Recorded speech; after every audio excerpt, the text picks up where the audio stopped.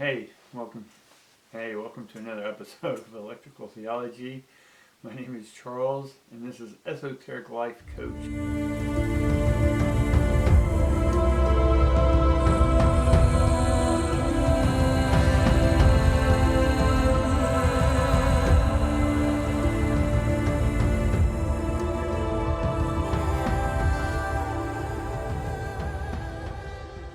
Thanks for joining me today, guys. Hopefully you're doing well. Hopefully your weekends were well. Let's get started with the reading. And as I shuffle these cards, we'll just catch up. Is that I now have a active Patreon. Y'all can go to that, click on there, help support the channel. If you like what you're seeing, if you like these readings, if you want to know more about who I am, if you want to get a personal reading from me, the links are all in the descriptions below, alright? So,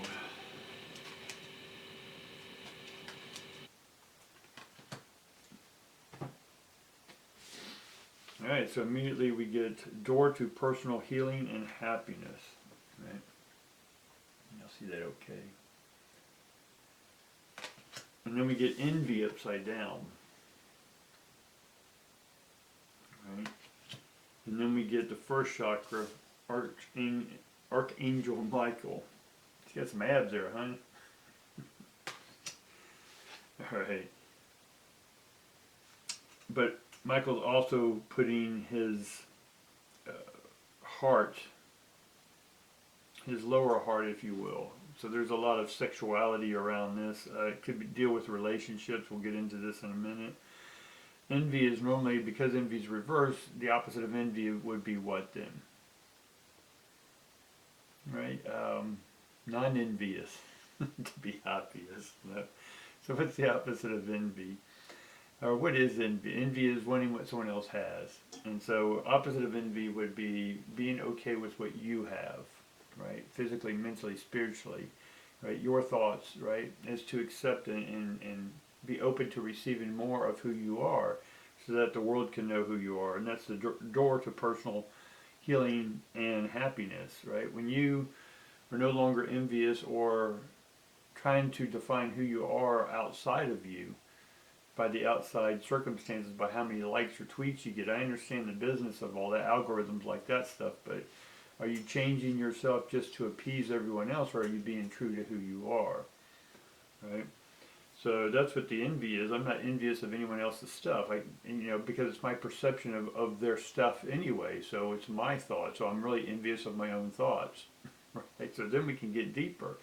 And then so what's the envy of your own thoughts is that you want something, but somewhere inside of you says you're not good enough to have it. That's that healing and happiness part, right? We need to heal in that one sense. Now again, I don't use those terms healing, but I understand those who need to do their personal healing, right? Again, for me, it's just reconnecting our hearts and our minds together, right? And that's what the first chakra is. Right? And if you notice at the bottom there, his heart, right, is at the bottom, or in the lower chakra area. And that's security in one sense. Yes, that's also third chakra. But also, are you allowing your thoughts about your sexuality to hinder your happiness?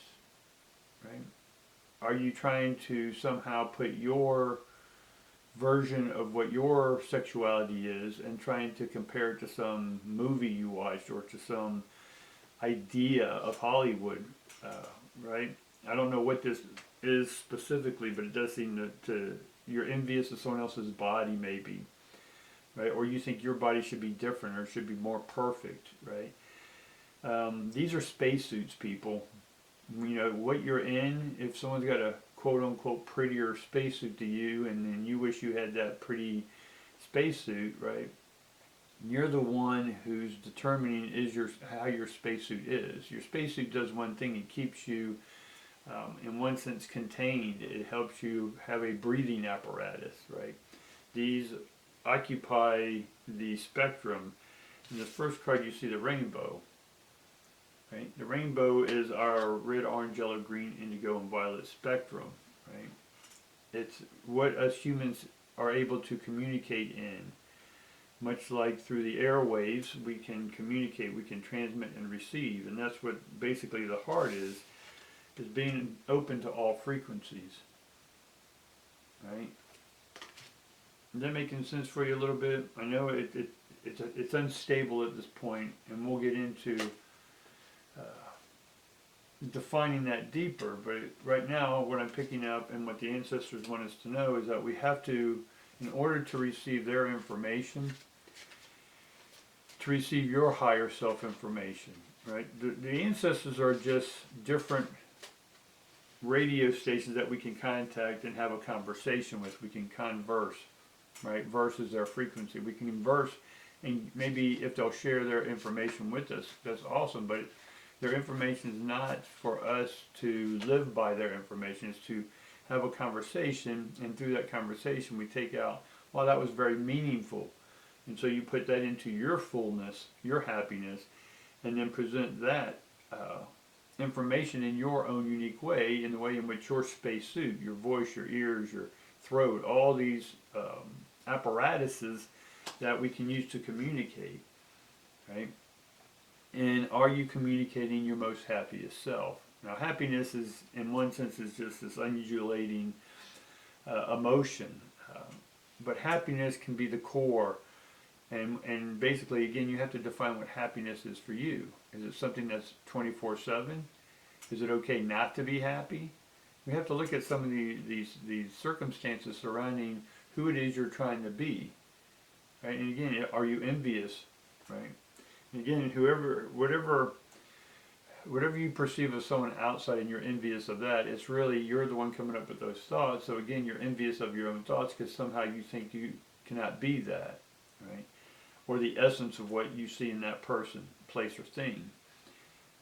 But you have the essence of that. The essence is the electricity. It's just taking practice to hone and sculpt your thoughts, your heart, and making sure that they are one art piece. All right? So let's sort of get started here. All right, we get the star card upside down. We get the Knight of Wands immediately over here. We get the Nine of Wands reversed. We get the King of Cups. And then we're going to have the Queen. All right, we're getting a lot of the court cards. Almost every one of these are court cards, or at least 9 or 10s are major cards. So we got something major to discuss. All right. So then we get the King of Coins as well. We get the 7 of Wands. And then we get the 9 of Cups upside down. So again, nothing below a 7. Right, so that means we're almost at the end of the cycle. 7, 8, 9, we're done with the cycle. 10's clean up and moving on, and then we start over again. Right. We get the star card, and the star card is Aquarius, if you want to do the astrology part of it. Is the water bearer in one sense, but also it's a air sign. Again, communication. But immediately we get over here that we're not taking the time to do our work, right? The first card about door to personal happiness, it's telling us that we need to do more healing and happiness. Again, wherever you are at the stage of, are you just learning about this stuff, then you probably have healing to do on the psychological, emotional, childhood stuff, the archetypal stuff, such as the saboteur, the intimidator, the inquisitor. There's a lot of verse. Star card is also represented as healing. Again, I don't see it as healing. I understand the healing. I understand the healing process, guys. I'm not discounting that. But in order to open up, and again, if you're at the beginning of a trauma, drama, whatever this is that yes, we have to address the emotions that you're having. Sit with those emotions, release those emotions, understand them, right? What did you get out of that? There was a reflective issue there that we need to see that is ourselves, right? whoever this person, place, or thing is that you had an issue with or a trauma drama with, is that it is a reflector of something within you, or it's there to make you stronger. Again, at the beginning stages, there's going to be blame, fault, shame, victim, all this stuff, right? That's at the beginning of the healing stage. Now, once you go through all that, then you are, the way you go past healing, because I know plenty of my clients, they got stuck in the healing cycle or cyclone, right? They just stood there. They went through therapist after therapist after therapist after therapist, and they went through a test after test after test, why their body's doing this, what they're doing that, what their body's doing or not doing. And they went to shaman after guru after this, all trying to heal. And this was 10, 20 years. And by the time they got to me, then I asked them, how much longer do you want to spend in this healing process, this victimhood, right? And they're like, what do you mean? I have to do my work. I do my work. Yeah, there's a point where you do a psychological, emotional work. But then you go beyond that and understand why you went through all that, right? In one sense, it's not about even locking into why you went through it, but how did you come out of it, right? And then how you're coming out of it gives you the insight of how you transition from one state of mind to another state of mind, or how you manifest something in this thing world from the no thing world, right? Or the nothing world, right? How are you going to take what you brought out of that experience and use it now to serve and help others, and to help those have a conversation, right? Serve verse, same word, right? So everything you experience, yes, at the time it sucks. I get it. I'm not discounting that, right? And hopefully you're understanding that I'm not belittling anything that any of us have gone through.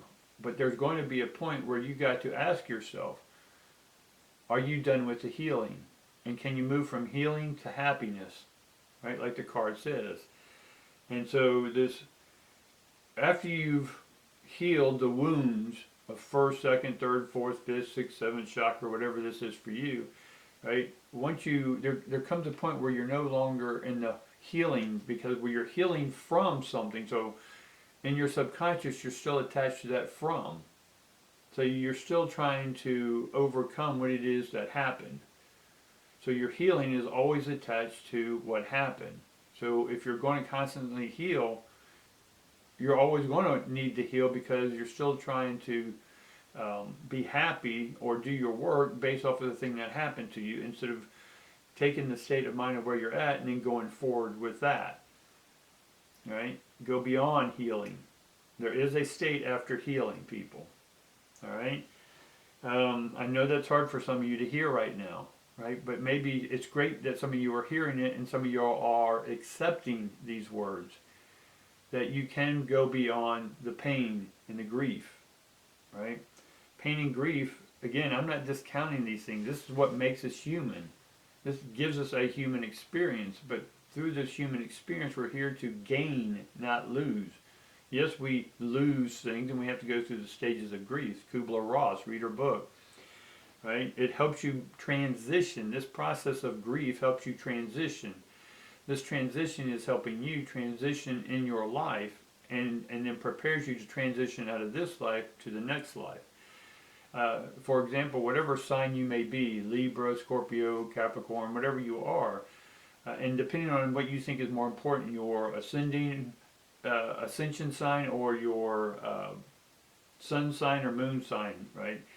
When I do readings for people, it's normally the ascending that I like to look at. Even though I look at the other two, sun and moon, but I look at the ascending because that's sort of how you came into this life. It's when the sun first hit you when you were born, if you will. And then if you want to know who you are or who you were, right, and get past your past life, you got to go and understand your past life.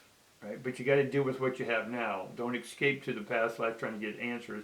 We have to deal with what we understand to a point, and then when nothing else makes sense, then we can go into understanding the past life.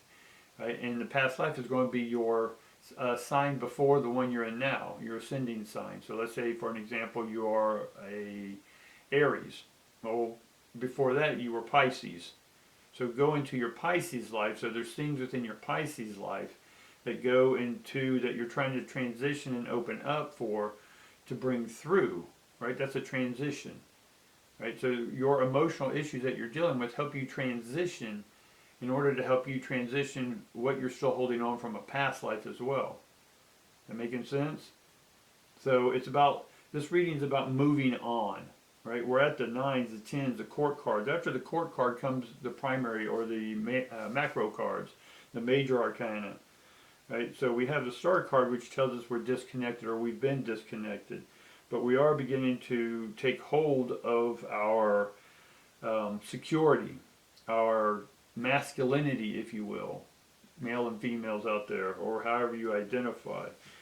But if you don't have an identity, that's okay in one sense, but if you're transitioning, there comes a point where you are something, and then you're no thing, no identity. But the no identity in this conversation is still a thing. It's a no thing, but then from the no thing we go back into a thing. So in your transition of how you identify yourself today within this human shell, this spacesuit, wherever you identify as a great thing, if you identify yourself as a no thing, right, then the no thing tells you where you're at within the transitional cycle.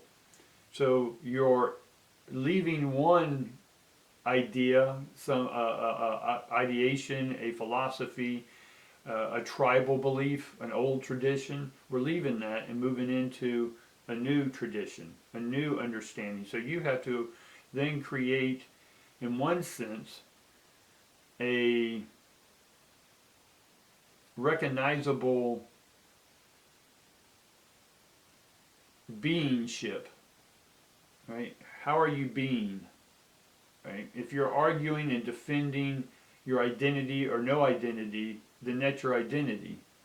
Does that make sense? So you're still, even by saying you don't have an identity, you're still identifying with something, right? And I'm not judging any of this. I'm just talking about helping you understand with what you're going through in your life right now, that it's all about transitioning. It's all about cycling, right? And then if you're stuck in any of these cycles, or if you're not having the happiness, right, then you got to ask yourself, who's in charge of your happiness? Well, you are. Right? So sometimes people are in the identification. Again, I've dealt with clients who have dealt with being stuck, right? And then we have to get in why they are choosing not to move on or transition. Right? So part of that transition is because they haven't taken action. They haven't made a decisive action or a thought that says, okay, here's my next step, and actually take that step. Move beyond wherever you're at. If where you're at is causing nothing but misery, then that's up to you to stay in that misery, right? So if you want to transition out of that misery, then you have to open up to something beyond. If you're stuck in first chakra stuff, then you have to move to second chakra, and then third and fourth and fifth and sixth and seventh. Or you can do them all at one time. There's no rules to any of this stuff in the spirit realm. Now we have the Nine of Wands upside down. We had the King over here that says, okay, you are the authority over your own thoughts. Then you have the Nine of Wands that are in reverse, right?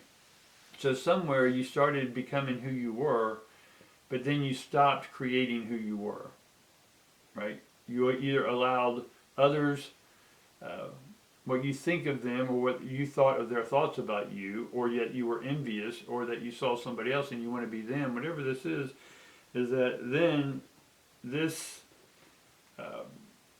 is helping you in one sense go out of your head and into your heart. Right? Now I know some of you are feeling feelings, deep feelings about what is going on with you, right? And you're stuck in this turmoil, right? But the King of Cups here says, hey, I'm opening up, right? So even if you are in a cyclone, a stuck cycle, if you will, a Groundhog Day, then it's about doing something different than you did before. And we can do all this external work, all this giving alms, or being aesthetic, or someone who's trying to rid themselves of karma. The King of Cups says the easiest way to get through this is just to open your heart. Again, for what the reason was you closed your heart down in the first place. It could be because of the identity thing, the sexuality thing, the trauma drama, whatever this is, but there's going to be a point where you move forward, right, and move beyond. It doesn't mean we are forgetting it. It means that we're acknowledging that, hey, eventually we're going to understand that this thing actually made me stronger. This person that I had to deal with made me stronger, right? They, at the time, may have not understood, right, their role, but they played their role. And if they were the mean person, the abuser, the victim, whatever they were, right, and they were projecting, lashing out, defending, and you were the brunt of that, and you can say, oh my God, that person's horrible. If you start labeling people, the aggressor, if that's your opinion of it, then if they're the aggressor, who are you? If you label someone the opposite, then you're saying that you're the opposite of that. Right? If you say someone is toxic, right, then what are you? Right? If you're labeling someone, to go back, if you're labeling someone toxic, then you're the dumping ground, right? Because if where did you even come up with that they were toxic, right? And if they're toxic, how did you know they were toxic? Because some of that toxicity was on you, or that you felt the toxicity and enough to say, hey, you're toxic, right? Well, you allowed yourself to be a dumping ground. If you say someone is narcissistic, right, and you research narcissism, it's going to be about you. It's not about the other person, because again, that's the envy card, right? We look at other people and we're like, oh, we label them, and that label then puts them at a projection of your own internal representation. Does this make sense? Right? Leave me a comment down below if some of y'all are being triggered right now, right? If you're being triggered, or if you're saying, oh my God, this is amazing, this is why I'm stuck, right? What's the next thing I need to do? The next thing to do is eliminate the labels, right? Right? Because as you label something, now for a brief time we can hold that space and say, okay, there's this identification, right? This person's always blaming me, right? Or gaslighting, or any of the popular terms out there these days. It's, if you are at the receiving end of that, and then you feel that you have to label someone, awesome, label them, but also take responsibility, right? That you're part of that conversation with versing ions, right? Is y'all two are having a conversation. So at one point, you're either the transmitter or the receiver. Again, all this is helping you to go beyond the healing aspect and go into the cosmic aspect of transmitting and receiving. Right? We can transmit and receive to ourselves from our past lives and call in something that we don't have in this life. Now, why don't we have enough? That'll be another episode of why and what it is we need to call in stuff from our past life. And our past life is just a collection of memory ions, if you will. And some people call it the Akashic, the Cosmic Library. People got names for everything. But it's basically a storehouse, right? Where there's energy that's still magnetized with old memories. And having the ability to take what you're missing in this life. That's what my mission is, to help you figure out what you're missing in this life. And what you're missing is that when we came into this life, our spacesuit, our genes can only handle so much knowledge and information, just like your computer can only handle so many exabytes or terabytes or gigabytes or whatever, is that we're going on the next trip, but we're only allowed to take so much luggage. And that's what some people may call karma.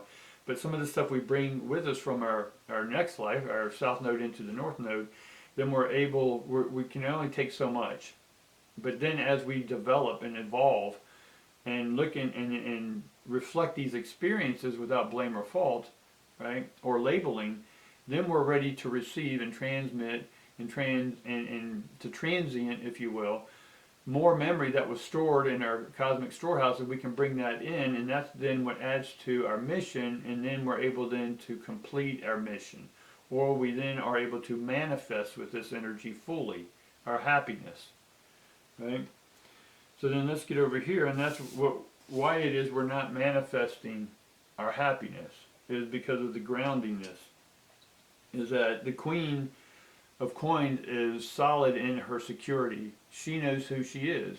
So this is the heart aspect of us, the heart and the mind. This is what we're trying to pair, right? So beyond the healing, we repair, right? Re and pair. Again, re means again, and then again, pair. Making sense now?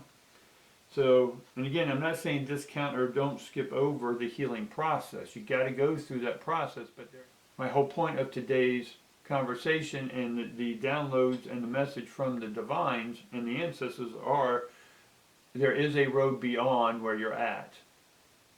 All right? And then we come into the Seven of Wands, which is, in one sense, protecting.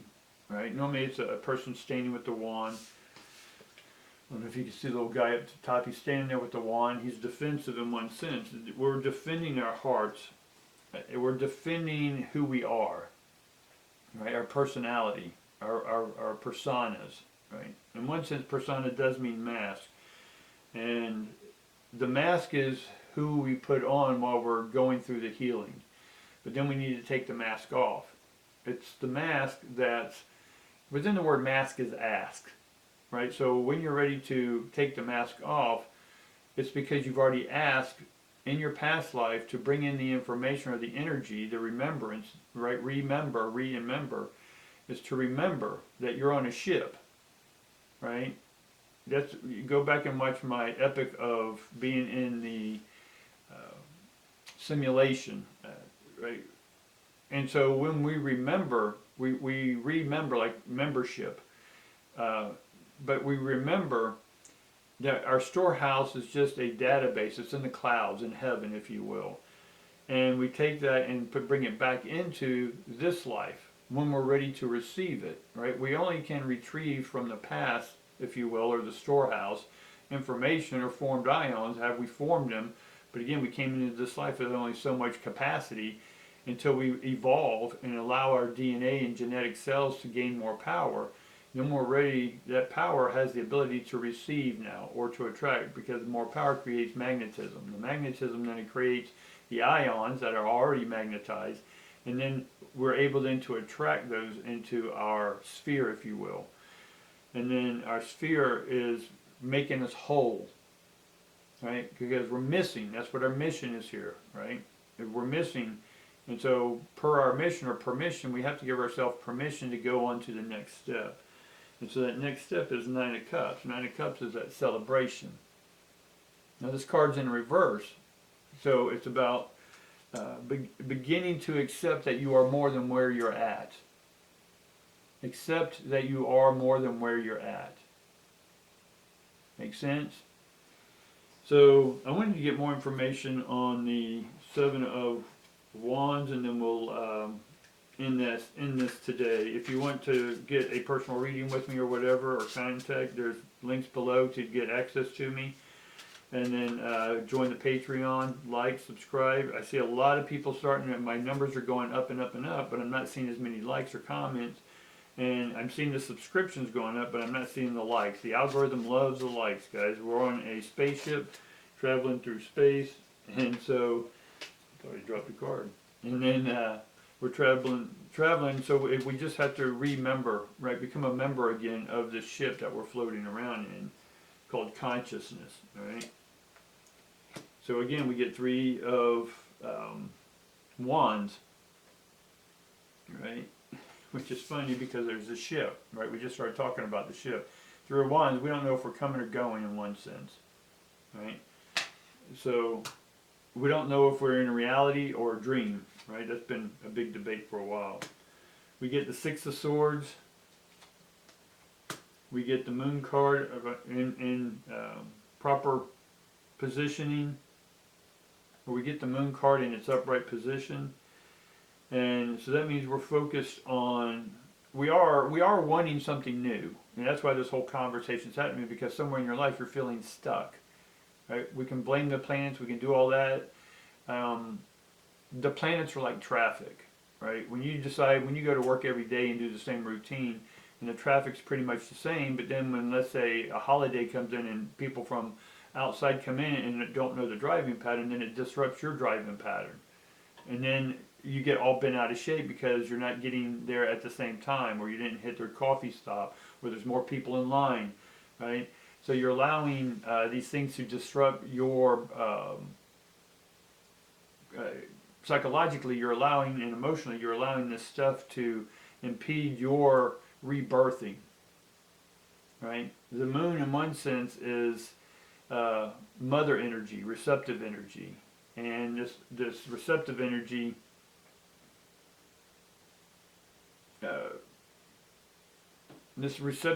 is more Pisces energy. So those who are Pisces, and we talked about Pisces oddly enough earlier with our example of Aries. Anyway, so we're not focused on our dreams, we're focused on still being stuck in the cycle. The moon's stuck in its cycle. If the moon didn't go through its cycles, we would be in a shitstorm here on Earth, wouldn't we?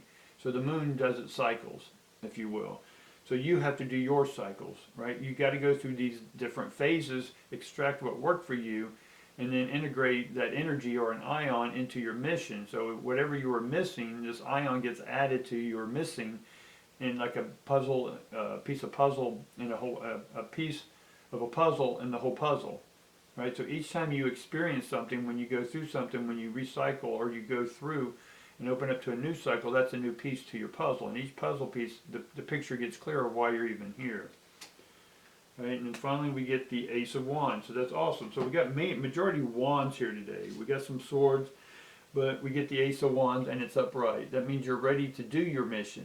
You're ready to take on more energy. You're ready to transition out of the old one. You're ready to get out of your past life what you need to move on with this life. And all that is a great thing, is because you now have the capacity to take that energy, right, to attract to you the ions that you stored prior to coming here.